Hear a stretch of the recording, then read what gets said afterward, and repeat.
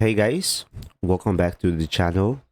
This is how to check blocked senders in Outlook.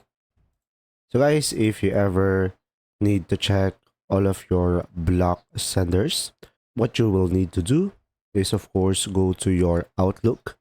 So I am currently in my Outlook on my web browser, and from here you could just simply select a view over here on the top.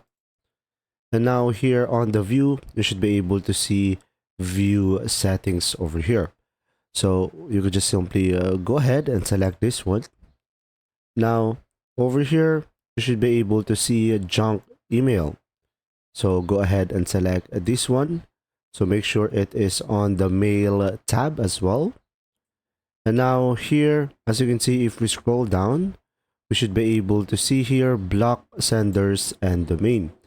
So from here, you could add a block sender. So pretty much I don't have a block sender yet. So the list is empty. But if you do have, guys, you should be able to see your list over here.